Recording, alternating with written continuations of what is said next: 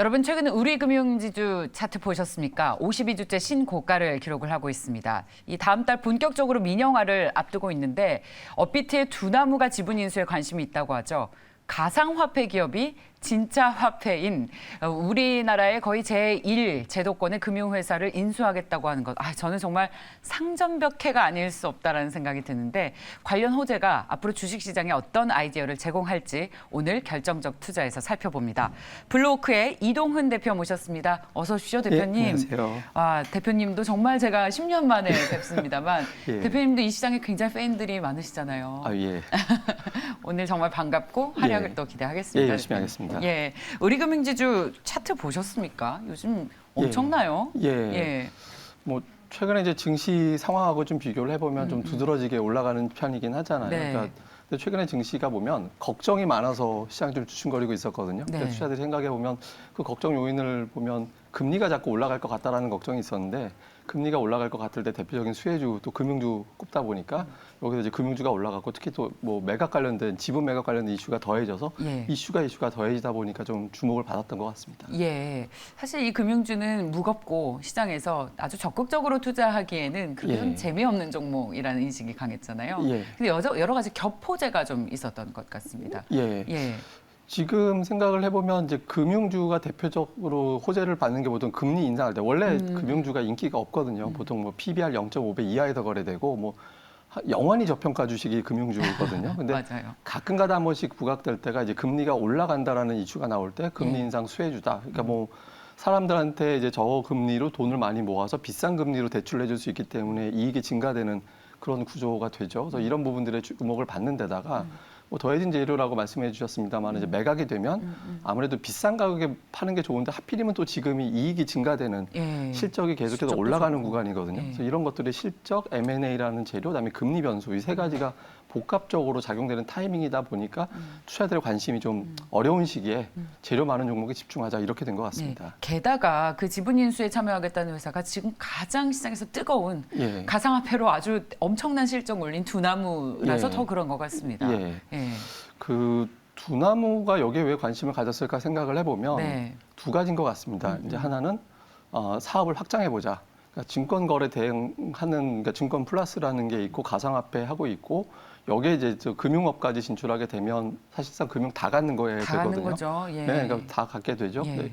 여기에 또 하나가 이제 기존 사업을 조금 더 원활하게 해보자 그런 의도도 있는 것 같습니다. 왜냐하면 가상화폐라는 게 실명 인증이 필연적으로 따라가지 않으면 거래를 승인해 주질 않거든요.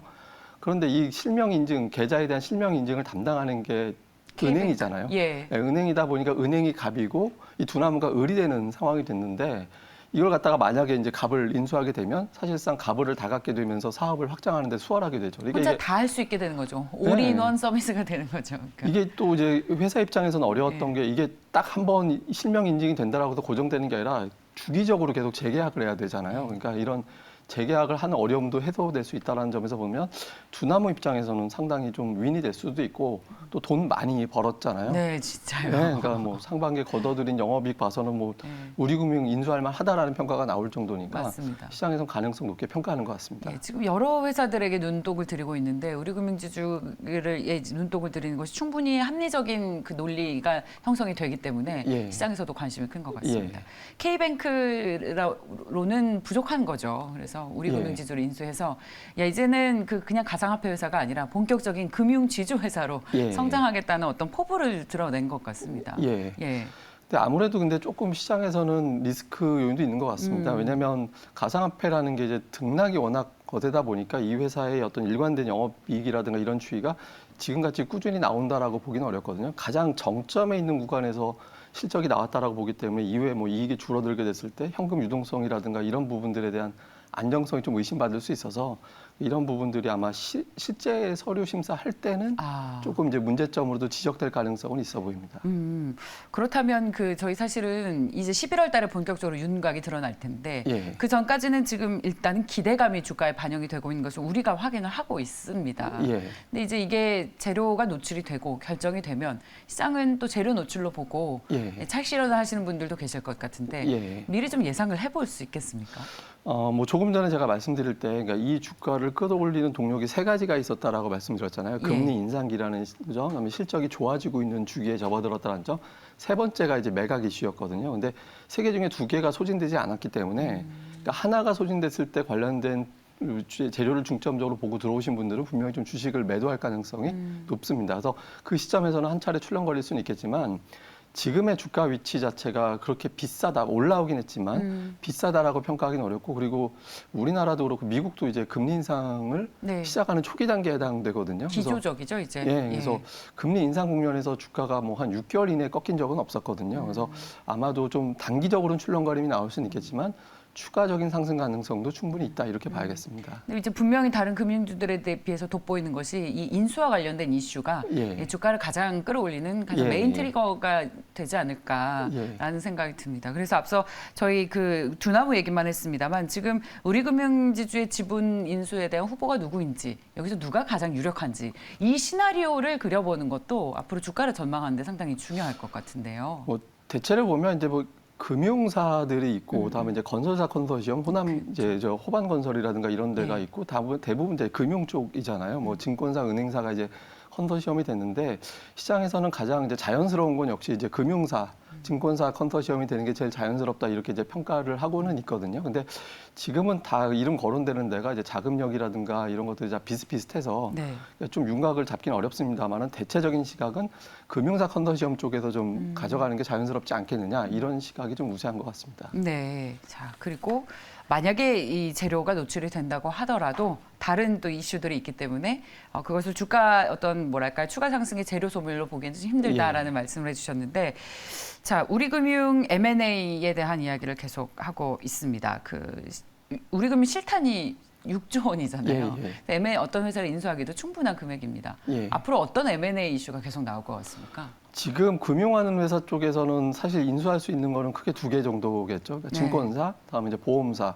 그런데 이제 회사 쪽 입장이라든가 최근에 나오고 있는 이야기를 들어보면 증권사 쪽에 관심이 우선순위고, 그러니까 보험사 쪽은 상대적으로 좀 떨어진다라는 평가가 많은 것 같고요. 그리고 이제 증권사는 예전에 하고 좀 시각이 달라졌다라고 본 게, 예전에는 그 대형 증권사 위주로만 좀 물색을 많이 했었다. 근데 최근에는 좀 그거보다는 좀 낮은 수준의 어떤 증권사, 점유율이 좀 떨어지는 증권사도 충분히 인수할 의사가 있는 것 같다더라, 이런 의사가 나오고 있거든요. 그래서 뭐 구체적으로 증권사가 이제 이게 실제로 뭐 검토가 됐는지는 모르겠습니다만은, 뭐 언론을 통해서 보도된 거는 초반에는 삼성증권급 정도 되는 증권사 정도를 검토했다라고 하다가, 그러니까 최근에는 유안타라든가 이베스트 정도로 조금 눈높이를 낮춘 것 같다, 이렇게 해서 충분히 시너지를 낼 수 있는 거 아니냐, 이런 어떤 이야기들이 나오고 있고요. 그다음에 보험사 쪽은 아직까지는 좀 구체적으로 뭐 우선순위가 아니기 때문에 얘기가 나오고 있지는 않습니다만, ABL 쪽이라든가 뭐 이런 쪽으로 약간 이제 윤곽이 나오곤 있습니다만은, 상대적으로 순위가 밀리다 보니까 이제 보험사 인수 쪽보다는 이제 증권사 쪽이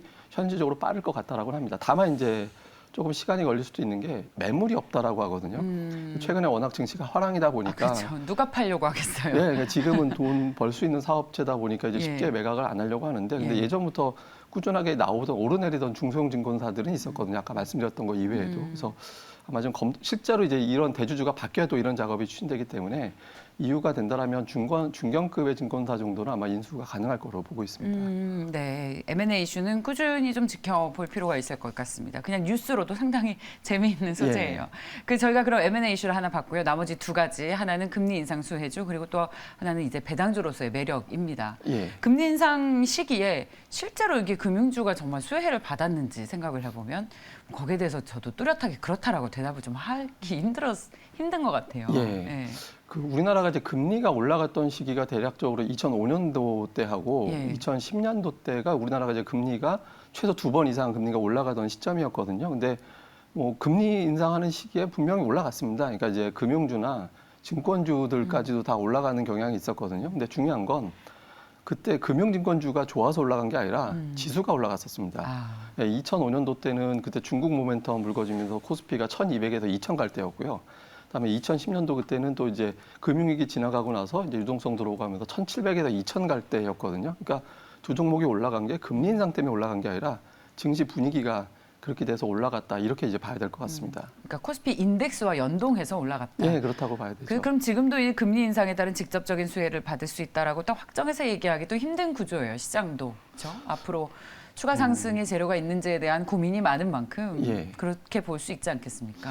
그 금리 인상 관련해서 실제로 이익이 증가될 수 있는데 우리가 이제 시장 환경을 같이 보거든요. 그렇습니다. 우리가 보통 신호를 볼 때는 금리 올린다라고 하면 유동성을 축소하는 것 같이 보이지만 투자들은 이게 금융시장, 그다음에 경제에 대한 자신감으로 해석을 하기 때문에 그 시기에 또 올라가는 종목군들이 더 등장하게 되거든요. 그래서 그렇게 놓고 본다라면 뭐 주식시장 어차피 올라갈 때 따라가서 올라가는 종목들, 그런데 이 종목보다 더 강한 종목이기 때문에 금리 인상 시기에는 에이스가 되는 다른 종목을 좀 찾는 게 포트폴리오 일부로서는 어쩌면 좋을 게 있겠습니다만 이제 다른 종목 찾는 게 조금 더 현실적이지 않나 이런 판단도 하고 있습니다. 그렇군요. 그래서 저희가 이 금융주에 대한 전반적인 투자 매력을 고민해야 할 시기인 게 금리 인상과 또 예. 고배당 매력인데 이와 관련해서 설명을 해주실 두 가지 차트를 가지고 나오셨습니다. 예, 예. 설명을 좀 해주세요, 대표님. 예, 뭐 금리 인상 시기에 이제 뭐 대표적으로 저게 이제 금융업종 차트입니다. 금융업종 차트 보시고 계시면 노란색 영역으로 표시해둔 부분에서 왼쪽 부분에 보면 분명히 주가가 올라갔죠.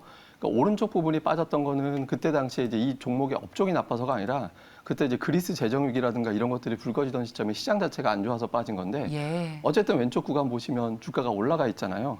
그래서 굉장히 좋은 것 같이 보이긴 합니다만은 다음 종목을 보시면 생각이 좀 달라질 겁니다. 그러니까 금융주 올라갈 때 저게 이제 뭐 S-오일입니다.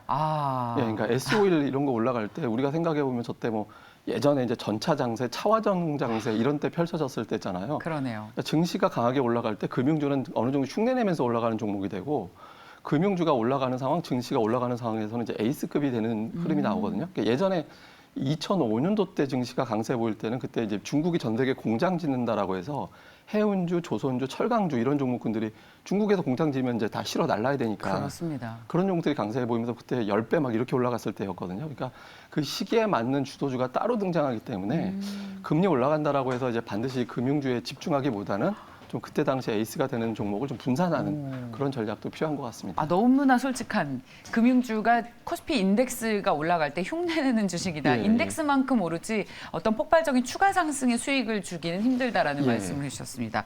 에이스가 되는 주식 뭐가 있겠습니까?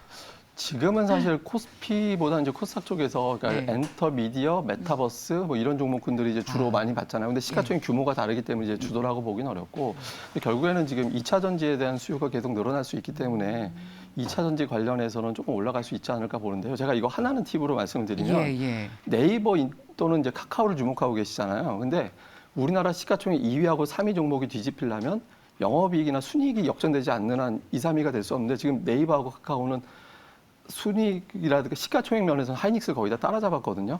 그렇기 때문에 주가가 올라갈 때 하이닉스하고 비교해 볼 때 자꾸 매물이 나올 수밖에 없습니다. 근데 상대적으로 좀 여유가 있는 업종들이 말씀드렸던 2차 전지, 뭐 LG화학이라든가 이런 종목들이 상대적으로 좀 여유가 있거든요. 시총 좀 뒤에 있죠. 예, 그러니까 이런 종목들이 더 부각될 수 있기 때문에 이런 원리까지 생각하시면 좀 여유 있는 종목 쪽으로 좀 접근하시는 게 현실적이지 않나 이렇게 봐야겠습니다. 여전히 시장의 에이스가 될 그런 주식은 2차 전지라는 말씀을 주셨군요. 근데 이번 주 들어서 좀 분위기가 바뀐 게 2차 전지도 그 안에서 명암이 엇갈리고 있습니다. 양극재를 비롯한 소재주들은 좀 떨어지고 있고 앞서 말씀하신 LG화학, SDI 같은 종목은 더 잘 가고 있고 이 명암이 엇갈리는 2차 전지 관련 주식들 중에서 어떤 종목이 계속 에이스가 될 수 있겠습니까? 지금은 사실 대형주 쪽하고 좀 구분해서 봐야 되는데 그러니까 소재 쪽이나 쪽은 많이 올라서 일시적인 차익 실현 나온다라고 보고 있거든요. 일시적인 차익 실현을 그리고 이제 보시는군요. 테슬라 이슈가 있었잖아요. 배터리 맞습니다. 관련해서 이거하고 겹쳐서 빠진 건데 결과적으로 보면 소재 쪽은 다시 아직까지는 계속해서 수요가 늘어나고 있는 초기라고 봐야 되니까 소재 쪽 관련해서도 뭐 계속해서 좀 모니터링 해보시는 게 도움이 되겠습니다. 소재 그러면 주가가 떨어지는 걸 뭐 기회로 삼아도 된다라고 정리해도 되겠습니까? 예, 맞습니다. 네. 예. 자, 그렇다면 마지막으로요. 대표님 모처럼 나오셨으니까 가장 궁금한 것 여쭤보도록 하겠습니다. 시장은 어떻게 되는 겁니까?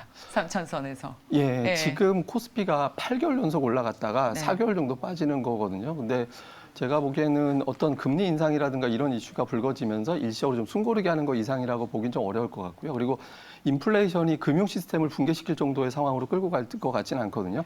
그러니까 대출 받아야 되는데 돈을 못 빌리는 기업들이 그 상황으로 간다면 시장이 끝나는 건데 그런 상황은 아니다라고 보여지기 때문에 숨고르기 이후에 재차 상승할 가능성이 충분히 있다라고 봐서 10월에 조정이 나온다라면 뭐 대형주 중심으로 또 이제 중소형주 실적주 중심으로 좀 모아나가는 그런 전략이 필요할 것 같습니다. 네, 감사합니다. 대표님 앞으로 좀 정기적으로 나와 주십시오. 예, 뭐 틈틈이 나오겠습니다. 네, 감사합니다. 자, 블루오크의 이동훈 대표였습니다. 고맙습니다, 대표님.